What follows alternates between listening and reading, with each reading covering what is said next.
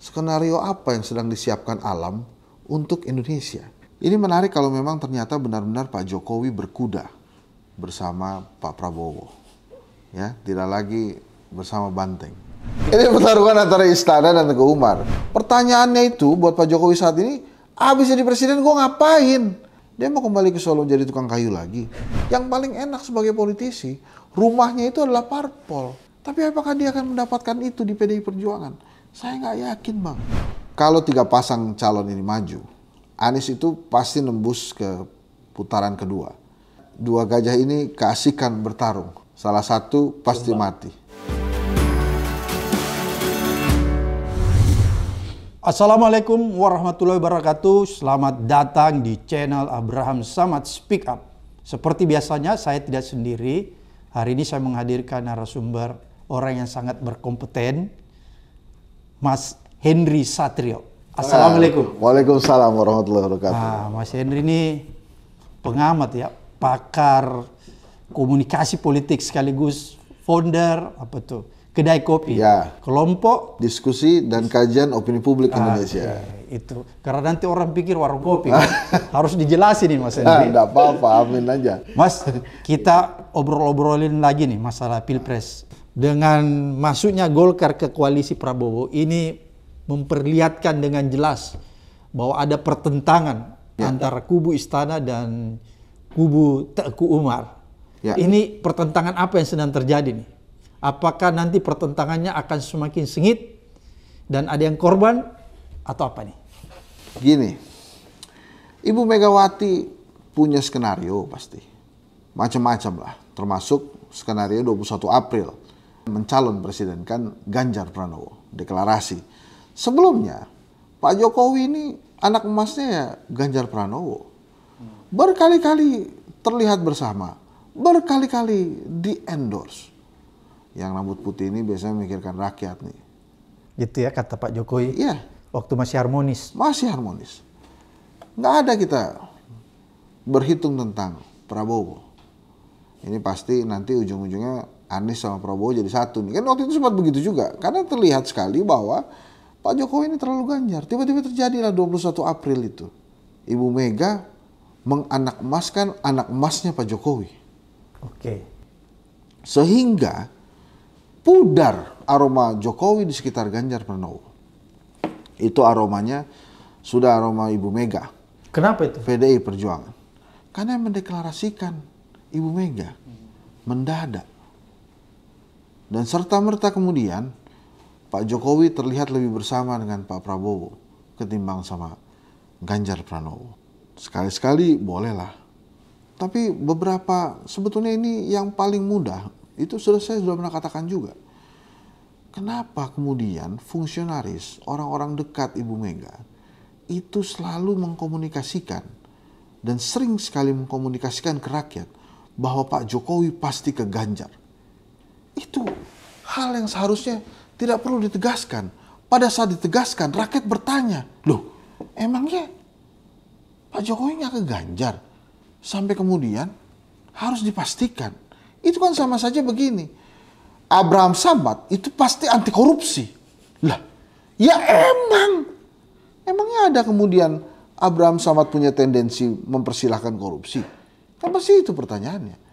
Kalau berkali-kali misalnya Bang Adian berkata seperti itu, fungsionaris berkata seperti itu, ada apa sebetulnya kan? Dan hari ini di salah satu media cetak yang masih ada, itu dia tulis laporan Sekjen kepada Ibu Mega tentang bergabungnya Golkar. Dan Ibu Mega mengarahkan perkuat akar rumput. Ini menarik kalau memang ternyata benar-benar Pak Jokowi berkuda bersama Pak Prabowo. Ya, tidak lagi bersama banteng. Menariknya kenapa? Ini mungkin berkaitan dengan gosip politik yang lain. Yaitu Pak Jokowi ditawarkan kunci rumah Gerindra oleh Pak Prabowo. Nah itu menarik juga. Ini kabar ya? Kabar, gosip-gosip kan. Bahwa kompensasinya Jokowi mendukung Prabowo dan Prabowo memberikan kunci kepada Jokowi untuk jadi ketua Gerindra. Dan gosip terbarunya justru di antara Golkar dan Gerindra itu menunggu kira-kira kunci rumah siapa yang akan diambil oleh Pak Jokowi. Apakah Golkar dia mengangkat Pak Jokowi sebagai misalnya ketua Dewan Pertimbangan, yang artinya kalau saya tidak salah Pak Abu Rizal Bakri sekarang ketuanya, itu akan tergeser oleh Pak Jokowi, atau Pak Jokowi menerima kunci dari Pak Prabowo untuk Gerindra. Nah ini kan menariknya seperti itu. Tapi apakah Pak Jokowi akan mendapatkan kunci dari PDI Perjuangan, Bang? Enggak. Saya hampir yakin nih, hampir pasti nggak akan Pak Jokowi dapat kunci rumahnya PDI Perjuangan. Anda petugas partai. Dan memang kader itu ya petugas partai. Setelah selesai Anda bertugas, ya kembali sebagai kader. Kan kalau Pak Jokowi memperhatikan ya, Ibu Mega selesai balik ke PDI Perjuangan. Pak SBY punya Demokrat. Saya nggak punya. Saya punya apa? Masa PSI? Gitu kan? Ditawarkan Gerindra dan Golkar pasti semangat juga. Jadi ini masalah kemudian nextnya saja. Nah terus lagi kemudian, tapi yang saya bingung sekarang ya, Pak Jokowi itu kan dibantu oleh Ibu Mega berkali-kali ya. Wali Kota Solo 2 kali. Anaknya. Kemudian Jakarta, jadi presiden 2 periode, anaknya, mantunya, gitu ya. Tapi kenapa kemudian kok secara kasat mata terlihat ke Pak Prabowo? Itu kenapa itu bisa terjadi? Makanya saya katakan sekarang terlalu gamblang per hari ini bagaimana Ibu Mega dan Pak Jokowi hubungannya, gitu kan? Jadi ini persaingan yang mulai terlihat. Pak Prabowo tidak diundang di Haul Bung Karno misalnya, ya, atau memang tidak datang. Pokoknya dia nggak ada lah di acara itu tuh.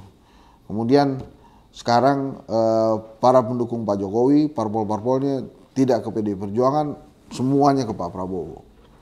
Jadi sekuens itu sudah terlalu gamblang dan jelas. Belum lagi tiba-tiba Harun Masiku terdeteksi. Itu abang pasti lebih tahu ceritanya. Tapi secara sekuens politik itu menarik untuk dikaji. Tapi ada yang menarik nih, berita terakhir. Masalah Hasto mengumumkan tentang food estate. Ya, kalau itu persaingan antar calon presiden. Karena Hasto calon presidennya Ganjar. Okay. Dia harus serang Pak Prabowo, quote and quote ya. Jadi dalam arti mengkritisi kebijakan Pak Prabowo. Itu wajar. Tapi kemudian kalau tiba-tiba Harun Masiku terdeteksi, itu menurut saya sebuah lagu baru itu, bab baru. Bukan kebetulan ya? Bukan kebetulan. Ada semacam skenario ya? Ya, karena sebelumnya Pak Hasto mengatakan juga bahwa MK sebaiknya mempertimbangkan lagi usulan 35 tahun itu. Kemudian abang cek lah sekuensnya itu. Kemudian muncul Harun Masiku terdeteksi. Ini hal-hal seperti ini kan tidak perlu pintar-pintar amat gitu menyaksikan ini kan. Nggak perlu kuliah politik ya. ya? Jadi kita lihat aja sekuens-sekuensnya itu kan. Dan kalau kemudian ini pasti sebentar lagi, ya saya nggak tahu ya, tapi pasti akan ketemu ini Pak Jokowi dan Ibu Mega dan terlihat bersama. Ini untuk kepentingan apa? Kader aja. Jangan sampai kemudian kader PDI Perjuangan juga terpecah. Ada yang sangat loyal dengan Pak Jokowi, kan begini Bang. Ini hitungan, ini bukan kata saya nih, ini hasil KPU nih, pemilu nih. Demokrat itu 14 atau 15% di 2009. Begitu mencalonkan Pak Jokowi, itu naik jadi 18 kalau saya tidak salah. Jadi ada tambahan 4%. 4% ini kan kalau harus dijaga oleh PDI Perjuangan untuk tetap berada di lumbung suara PDI Perjuangan.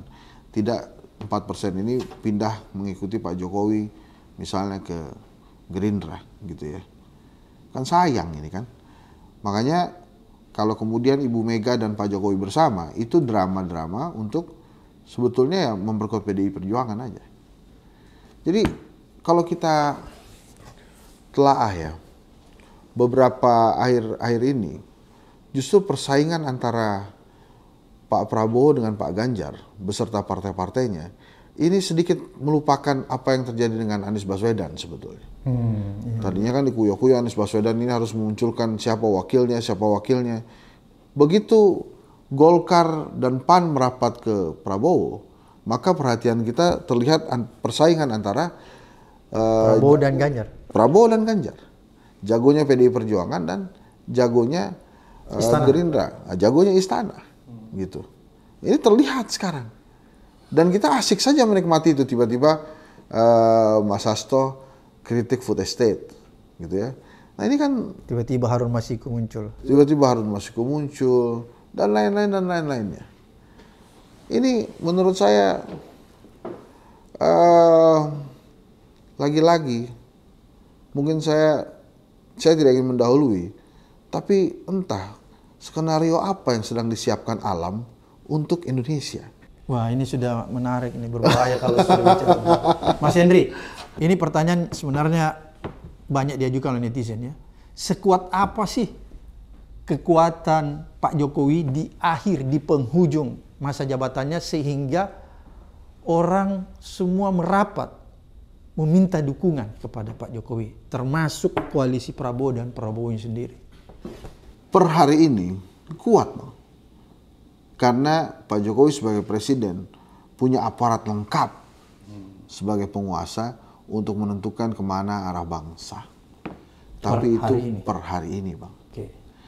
Kita nggak tahu nanti pada saat penetapan KPU bagaimana arahnya. Karena memang sudah menjadi kelaziman bahwa ya kalau sudah tinggal waktu-waktu dekat, ya memang sudah saatnya perlahan untuk menyepi dan bertapa lah, kira-kira begitu.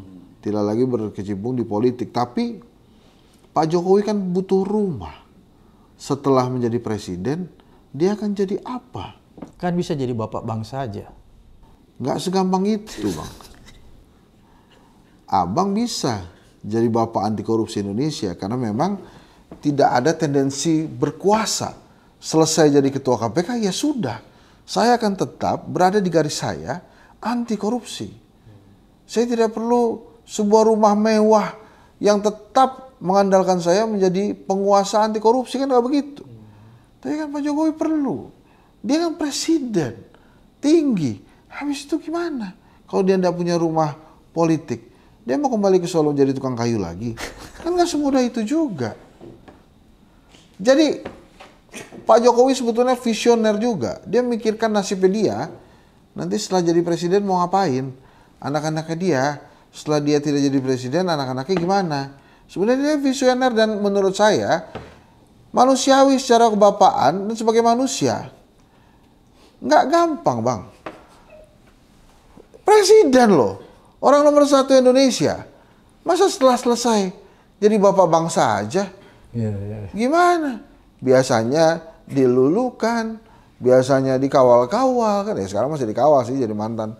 Cuma kan tidak semegah Pak SB dan Ibu Mega yang punya partai politik. Makanya siapa yang menawarkan kunci partai politik pasti dipikirkan itu nanti. Pak Jokowi mau kemana? Ada orang bilang Pak Jokowi akan ke Golkar, tapi ada yang bilang Pak Jokowi akan ke Gerindra. Gosip pagi ini Budi Aris Setiadi, Menkominfo, Ketua Projo, loyalis Jokowi paling kuat, diusulkan jadi Ketua PSI menggantikan Giring. Ini kan menarik juga. Sebelumnya gosipnya Kaisang atau Gibran akan jadi Ketua PSI. Sekarang muncul lagi nama Budi Ari. Lantas kemudian kalau Budi Ari jadi Ketua PSI misalnya, atau Gibran jadi Ketua PSI, Pak Jokowi ada di mana di PSI? Sama aja, tapi mendingan jadi Ketua Dewan Pembina Golkar atau Gerindra kan daripada menjadi Ketua Dewan Pembina Partai Politik Startup gitu. Ini bahasanya Helmi Yahya nih, buat PSI startup kan masih kecil. Jadi ini tentang ini aja, Bang. Pertanyaannya itu buat Pak Jokowi saat ini, abis jadi presiden gue ngapain? Gue mau jadi apa? Ada yang bilang Pak Jokowi bagus untuk jadi Sekjen PBB. Gimana caranya jadi Sekjen PBB kalau tentang HAM saja tidak dianggap penting, tidak dianggap lebih penting dari infrastruktur misalnya. Kanjuruhan itu kan beredar videonya kan. Pak Jokowi ditanya tentang Kanjuruhan. Nanti saja Pak Jokowi jawabnya. Jadi kalau Sekjen PBB, mohon maaf lahir batin, saya bukan melawan kehendak alam nanti ya, tapi kalau saya perkirakan hari ini agak jauh tuh dengan Pak Jokowi. Karena demokrasi dan HAM itu bukan jadi perhatian pertama dia. Nah itu kan jadi pertanyaan, habis itu mau kemana? Yang paling enak sebagai politisi, rumahnya itu adalah parpol, partai politik. Tapi apakah dia akan mendapatkan itu di PDI Perjuangan? Saya nggak yakin, Bang. PDI Perjuangan itu glue utamanya adalah Soekarno. Sementara di jajaran Soekarno sendiri, kalau levelnya Ibu Mega, ada Pak Guntur, ya. Kemudian kalau di levelnya Mbak Puan, ada Mbak Puan sendiri, ada Mas Tatam, ada Mas Nanan, belum lagi ada Putih Guntur, dan lain-lain. Jadi jajarannya banyak. Jadi nggak mungkin ya. Agak kecil kemungkinannya beliau dapat kunci rumah PDI Perjuangan. Kecuali dalam waktu dekat, Ibu Mega bertemu dengan Pak Jokowi, Ibu Mega mengatakan Pak Jokowi nanti setelah selesai jadi presiden bersama saya saja di Dewan Pertimbangan. Sama-sama kita, saya ketua, Pak Jokowi wakil, ya tetap di bawah Ibu Mega lah. Apakah mau kemudian? Ya pasti mereka, aduh kalau Gerindra ini saya ketua ini, di Golkar ini saya ketua ini, di sini juga wakil ketua ini, aduh susah juga gitu. Jadi ini Bang, ini masalah manusiawi. Dia sebagai manusia, presiden sebagai manusia, dan kemudian ya sebagai ayahanda ya, sebagai bapak, ya dia pasti akan mikirin anak-anaknya lah. Jadi tentang itu aja nih kira-kira. Oke, Mas Henry, ini kan menarik tadi. Mas Henry sudah mulai menyebutkan ini alam sudah mulai bergerak, Ya. mengatur segala sesuatunya. Kalau begitu, kalau alam sudah mulai bergerak dan dia mengatur kehendaknya, maka kejadian kemarin ya Prabowo menjadi kuat kelihatannya karena masuknya Golkar ya. Dan sepakatnya koalisi Prabowo bahwa sudah mendeklarasikan Prabowo, dan di sisi lain ada Pak Ganjar dan koalisinya, di sisi lain ada Anies Baswedan. Dengan bekerjanya alam ini, maka kemungkinan besar siapa yang akan memenangkan pertarungan ini? Tergantung dari perspektif, Bang. Kalau pendukung Prabowo mengatakan, jangan. Saya ingin tanya perspektif analisis ilmu politik. Ya. Jadi kalau kemudian dua gajah ini bertarung, ada pasti yang diuntungkan. Pak Prabowo dan Ganjar Pranowo ini masing-masing didukung oleh partai politik besar, sehingga membuat mereka jadi besar. Dan Ganjar Pranowo serta Prabowo Subianto, per hari ini kita melakukan podcast ini, mereka dua-duanya masih pejabat negara. Anies Baswedan, rakyat, Bang, satu-satunya calon presiden yang tidak punya jabatan. Maka Anies Baswedan saat ini, ya di saat ini, itu penikmat pertarungan dua gajah inilah, kira-kira. Dia menantikan saja akan seperti apa nanti ujungnya. Makanya saya katakan bahwa kalau tiga pasang calon ini maju, Anies itu pasti nembus ke putaran kedua. Pasti ya. Karena dua gajah ini keasikan bertarung. Salah satu pasti mati, pasti tumbang. Nanti bertemulah dengan Anies Baswedan di periode kedua. Nah, apakah gajah ini yang menang atau semut yang menang gitu ya? Nanti kita lihat gitu. Tapi kita bisa menyaksikan sama-sama bagaimana alam bekerja. Jadi ketika dua gajah bertemu itu siapa yang menang di antara gajah itu? Prabowo dan Ganjar. Kalau saya per hari ini saya lebih cenderung Prabowo yang menang. Jadi mungkin nanti Prabowo versus Anies di putaran kedua atau di final. Kenapa demikian? Karena cukup tertekan nampaknya Ganjar Pranowo dengan yang terjadi sekarang. Mungkin ya. Dia bilang kan, saya seperti dejavu. Seperti Jokowi waktu dikeroyok di 2014. Ini ungkapan orang yang nampak sekali terkejut dan tertekan. Karena kan lupa dia, Bang. Sekarang ini tiga pasang calon. Siapa mengeroyok siapa? Itu yang pertama. Kemudian yang kedua, dia lupa bahwa saat ini PDI Perjuangan itu pemenang pemilu. Kemudian dia lupa juga Pak Jokowi itu petugasnya PDI Perjuangan. Jadi kalau kemudian dia katakan dia dikeroyok, di alam bawah sadar dia sudah berani mengatakan bahwa Pak Jokowi tidak di dia. Makanya dia merasa dikeroyok. Itu loh. Makanya mungkin Ganjar pada saat Golkar dan PAN dukung Prabowo, alam bawah sadar itu bertanya, loh kok kesana? Kenapa nggak dukung saya? Gitu kan? Tapi kan dia nggak mungkin berani berucap seperti itu.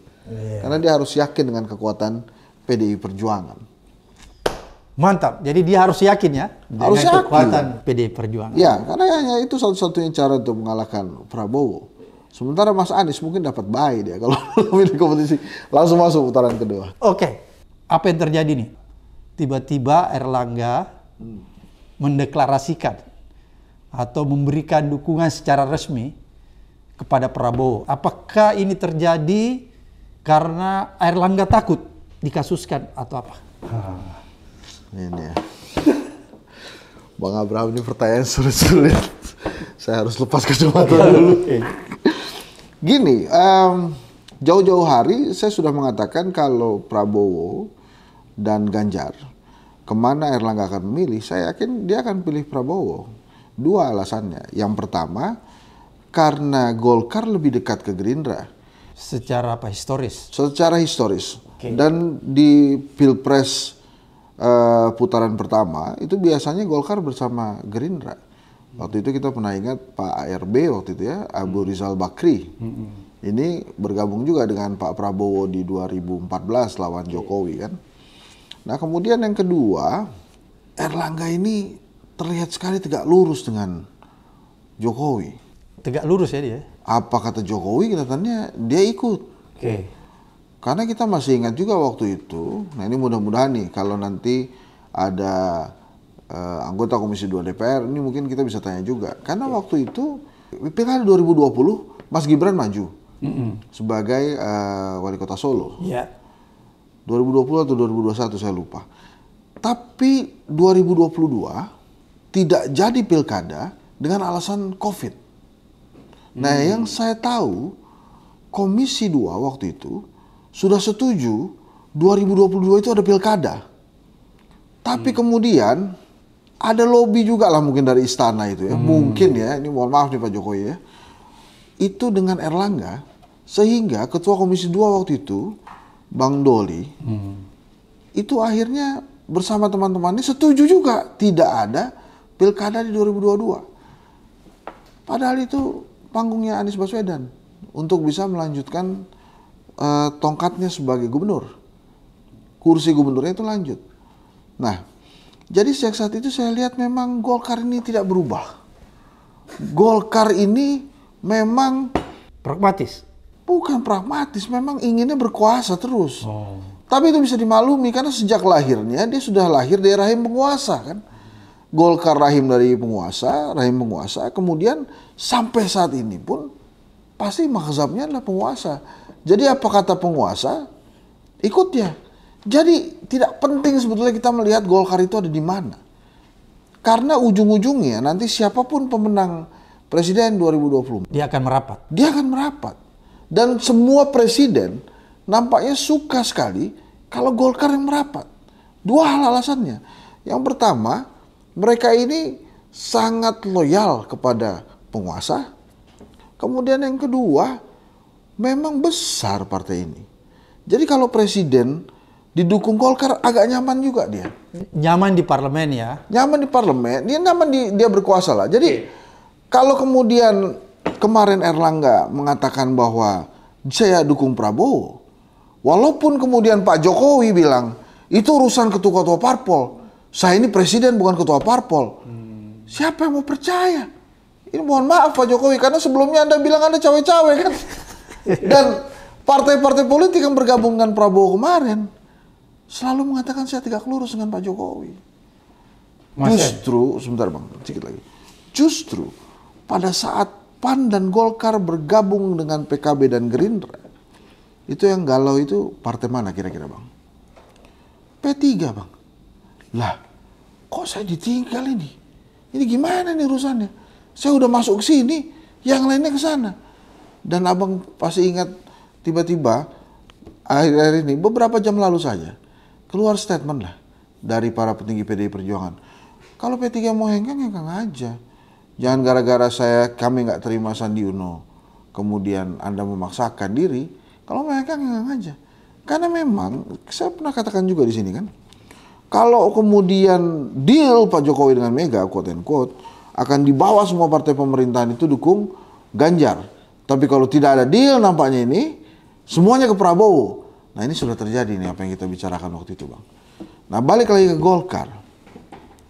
Ini partai pendekar semua isinya. Apa itu pendekar? Ini ibaratnya kalau kita di film-film silat dulu, ini semuanya punya perguruan silat. Dan setiap orang, setiap kader Golkar itu bertanggung jawab terhadap suara dirinya sendiri. Makanya Golkar ini suaranya selalu besar di pileg, tapi nggak pernah muncul tokoh utama yang bisa jadi pemimpin nasional.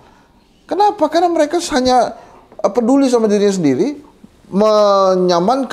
mengamankan dapil, tapi untuk urusan nasional ntar dulu deh. Kenapa saya katakan begitu ada yang mau muncul?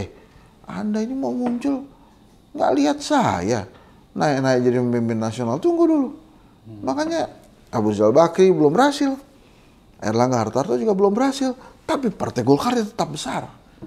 Mereka memang tidak mempersiapkan diri sebagai pemimpin nasional. Kenapa? Karena itu tadi, isinya pendekar semua. Kalau mau ada yang jagoan, mereka mesti tarung semua, mati semua dulu pendekarnya. Ada satu orang yang bisa memimpin dan kemudian maju ke level nasional. Tapi karena ini isinya pendekar semua, susah, Bang. Pak Luhut aja susah menggoyang Golkar.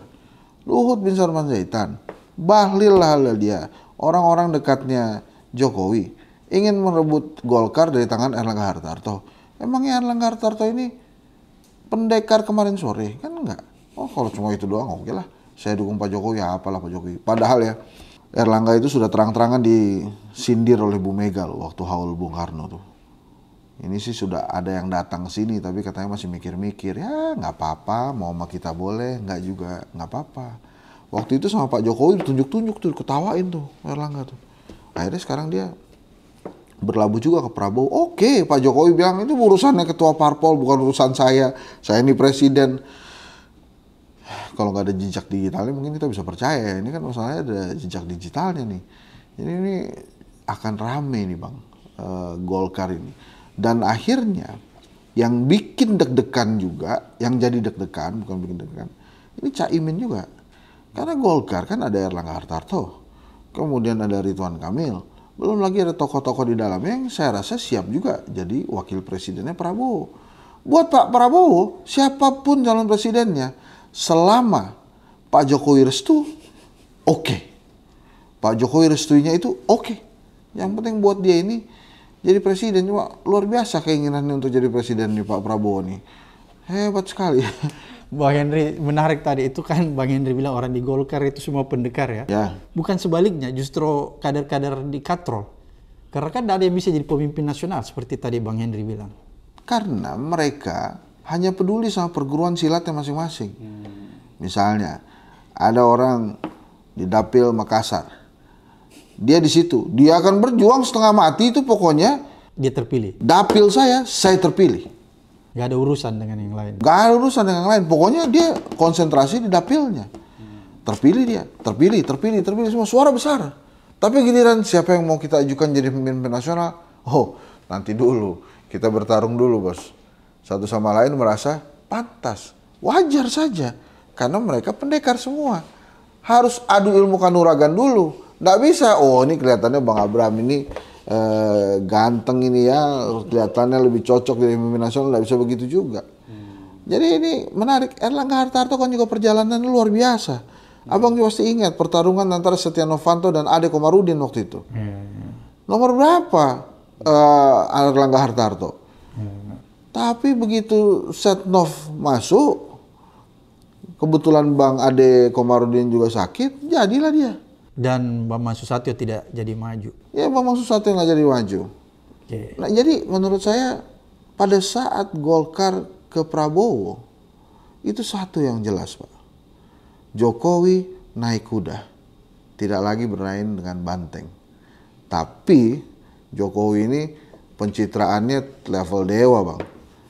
Untuk mempertegas bahwa, atau bukan mempertegas, untuk menyamarkan dukungan dia ke Prabowo, pasti dia akan bilang begini, saya kan presiden, saya harus berdiri di tengah, saya tidak boleh mendukung siapapun, gitu kan. Jadi artinya apa? Dengan berkata begitu, sebetulnya bukan yang dituju bukan Prabowo, yang dituju PDI Perjuangan. Saya tidak akan mendukung siapapun. Seolah-olah dia berada di tengah. Padahal tidak. Padahal ya kita sudah tahu lah dia berkuda itu kan pasti. Bukan naik banteng. Bukan lagi tidak naik banteng, karena apapun itu ada dua kelompok besar yang selalu mengatakan saya tegak lurus dengan Pak Jokowi. Siapa itu? Yang pertama relawannya. Projo. Ya Projo lah, Joman lah, itu apel itu, pokoknya saya tegak lurus sama Pak Basar Jokowi. juga ya. Iya, kemudian yang kedua koalisi pemerintah. Saya tegak lurus sama Jokowi. Itu Bang. Jadi kalau kemudian Pak Jokowi bilang itu urusan ketua partai, ya boleh aja, mungkin begitu memang secara aturan kan. Tapi kan Pak Jokowi ini orangnya karismatik buat para pendukungnya, maka apa kata Jokowi diikuti.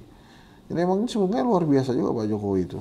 Bisa, dia tidak punya partai, bukan berlatar belakang partai, tapi dia bisa atur itu 4 partai politik minimal jadi satu. Ada satu lagi nih, bentar lagi P3 mungkin. Dan orang takut ya.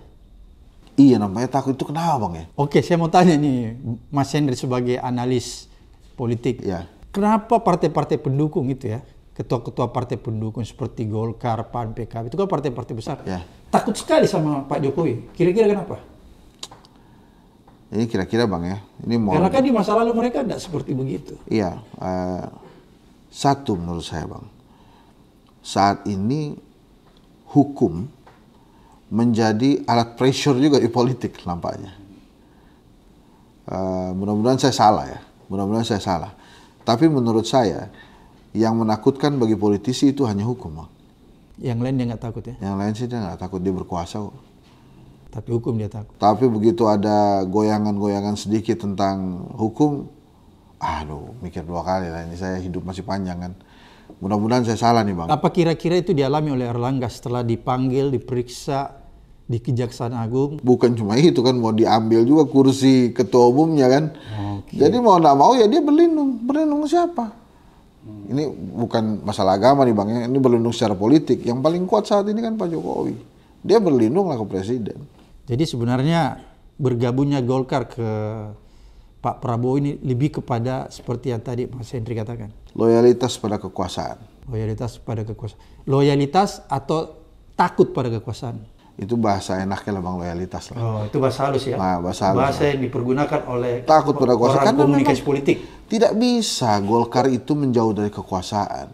Pada saat dia menjauh, ketua umumnya pasti didongkel. Pasti Bang. Gitu. Yusuf Kala jadi ketua umum pada saat berhasil jadi wapresnya SBY kan Bang. Tapi kenapa dia tidak seperti partai-partai lain? Kan partai lain dia tetap bisa mandiri, dia bisa tetap jadi ketua tanpa harus tergantung kepada kekuasaan. Enggak juga Bang, PAN tuh tergantung pada kekuasaan. Demokrat. Demokrat kan pernah berkuasa, beda faksi. Itu beda faksi sendiri. PDIP memang dari dulu Megawati kan. Oke, kalau begitu Mas Henry melihat, menurut analisis Mas Henry, dengan bergabungnya Golkar ke Prabowo, ini semakin meyakinkan kita semua bahwa sudah terjadi friksi yang kuat antara Ibu Mega dan Pak Jokowi. Ya, ini bisa jadi pertarungan antara Teguh Umar dan Merdeka. Dan kemudian ini juga diikuti oleh subordinatnya. Apa itu tadi maksudnya? Pertarungan antara apa tadi itu? Merdeka dan... Merdeka Barat, Istana. Ini harus jelas dulu nih. Kayak ini kan channel ini. Iya. Ini pertarungan antara Istana dan Teguh Umar. Per hari ini saya melihatnya. Lagi-lagi, mudah-mudahan saya salah. Kenapa? Karena itu terlihat sekali friksi kuatnya. Ada misalnya Cokro TV pecah. Oke. Iya. Saya nggak tahu lah itu habis kontrak atau gimana, pokoknya pecah lah itu kan. Ada Armandonya keluar lah. Terus misalnya kemudian ada Joman. Terus kemudian PSI itu juga menarik tuh. Ganjar Pranowo pertama kali kan. Tiba-tiba Prabowo datang. Aduh, ini Pak Jokowi ini kirim-kirim Prabowo kemari, repot juga jadi ini urusannya kan. Iya. Sampai hari ini memang belum dijawab tuh. Tapi dengan kondisi yang kemarin sampai Guntur Romli keluar itu kan ada indikasi juga. Nah, ini kita diajarkan sebetulnya Bang, bahwa politik itu memang dinamis. Pada saat Anda menginginkan terpenuhinya kepentingan Anda dan kekuasaan, maka Anda juga harus mempertimbangkan siapa penguasanya. Nah, itu kelihatannya yang terjadi di perpolitikan saat ini. Dan lagi-lagi abang pasti lebih paham itu bagaimana yang tadi saya katakan ini kalau dikupas oleh orang hukum ini akan menarik. Bagaimana hukum saat ini dijadikan alat pressure politik oleh penguasa. Lagi-lagi ini hipotesa, jadi bukan kesimpulan. Jadi masih koma, belum titik gitu ya. Inilah kalau pengajar yang memberikan penjelasan seperti ini ya. Mas Henry, ini menarik. Kalau kita lihat, koalisi Prabowo ini termasuk koalisi yang partainya besar. Ya. Ya. Kemudian misalnya Ganjar ada juga punya koalisi, kemudian Pak Anies. Dibandingkan calon-calon lainnya, maka bisa kita lihat bahwa koalisi Prabowo adalah koalisi yang paling besar. Ya. Apakah koalisi yang paling besar dalam artian banyak partai politik yang mendukung di dalamnya, itu secara otomatis di grassroots dia kuat? Wah itu gini, partai politik itu konsentrasinya ke legislatif tuh bang. Jadi kalau abang lihat nanti pada saat pilpres dan pileg bersama, itu para calon anggota legislatif itu akan konsentrasi ke dapilnya. Dia akan berjuang mendapatkan suara daripada bertempur untuk memenangkan presiden. Ya dia akan memenangkan presiden, tapi yang dia utamakan adalah bagaimana memenangkan suara di dapilnya sehingga dia bisa jadi anggota DPR. Kenapa demikian? Dua alasannya. Yang pertama, kalau presiden menang dia belum jadi menteri. Tapi kalau dia menang dia sudah pasti jadi anggota DPR. Kemudian yang kedua, di November 2024 itu ada pilkada dan hampir semua partai politik itu memberikan aturan yang tidak tertulis bahwa bila Anda ingin maju pilkada, Anda harus lolos dulu pemilihan legislatif. Bagaimana kami tahu Anda bisa memenangkan pilkada kalau pileg saya tidak lolos gitu. Maka itu yang akan terjadi. Sehingga kalau kemudian dikatakan koalisi besar pasti menang pilpresnya, ini belum tentu. Tapi koalisi besar itu berguna bila presidennya menang di legislatif, bang. Tapi kalau untuk dihitung secara matematika bahwa koalisi besar presiden pasti menang, enggak gitu juga. Dan kemudian di rakyat, bang, ini mohon maaf, mereka beda hype-nya, semangatnya pada saat memilih presiden dengan memilih partai politik atau anggota legislatif. Ini bisa dimengerti juga kenapa demikian. Kenapa? Karena negara mengarahkan rakyat untuk lebih happy, untuk lebih semangat pilih presiden ketimbang partai politik. Apa buktinya? Yang ada aja debat calon presiden, calon wakil presiden, nggak ada debat ketua umum parpol. Jadi memang negara membentuk itu. Negara mempersiapkan rakyat untuk lebih memilih presiden ketimbang parpol dan anggota legislatif.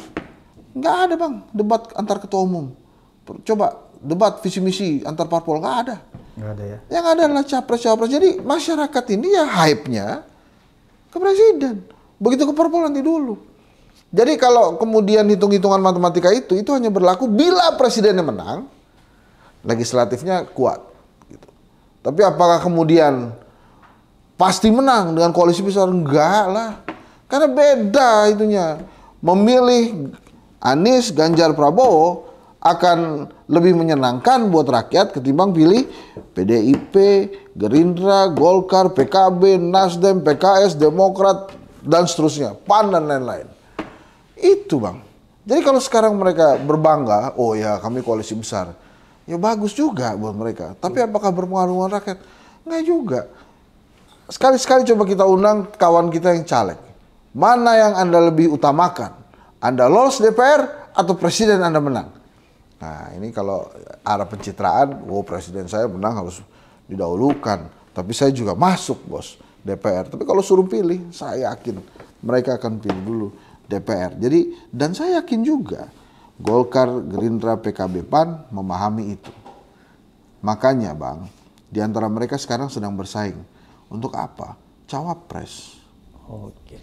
Berarti Mas Henry mau katakan begini, koalisi besar yang ada di Prabowo itu belum tentu bisa memenangkan pilpres. Iya belum tentu. Oke.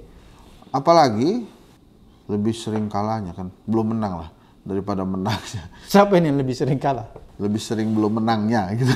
Ya Pak Prabowo kan ini Mas Henry ini menangnya. Terlalu halus saya lihat hari ini.